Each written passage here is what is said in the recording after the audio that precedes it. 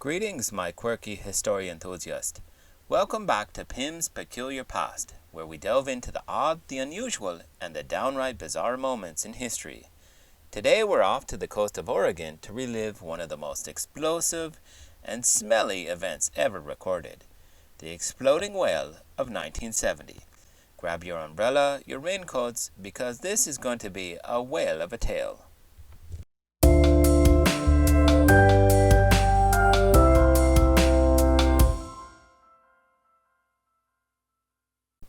The whale problem.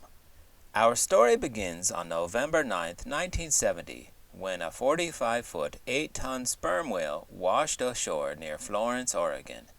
The local authorities were left with a whale-sized problem. What do you do with a giant decomposing marine mammal on your beach? The options seemed limited. Bury it, cut it up, or blow it to smithereens. Naturally, they chose the last option, because what could possibly go wrong? The plan. Enter George Thornton, the highway engineer tasked with solving the whale predicament. Thornton and his team decided that dynamite was the solution. Lots of dynamite. They believed that by using 20 cases or nearly a half-ton of explosives, they could blow the whale into tiny pieces that could then be carried away by seagulls, crabs, and other scavengers. It was a plan that, on paper, probably sounded genius. Spoiler alert, it wasn't. Kaboom! On November 12, 1970, a crowd gathered to witness the grand event. News cameras rolled as Thornton's team set the explosives. At precisely 3:45 p.m., the dynamite was detonated and the whale exploded in a spectacular and horrifying display. The initial explosion was everything they'd hoped for, a massive boom and a huge cloud of blubber bits.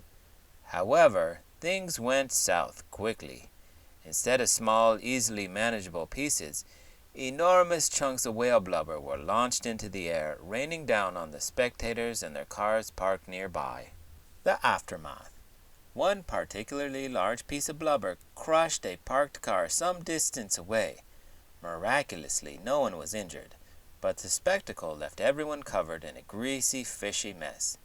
The smell was reportedly unbearable, and cleanup crews faced the unenviable task of dealing with the scattered whale remains. The explosion didn't solve the problem.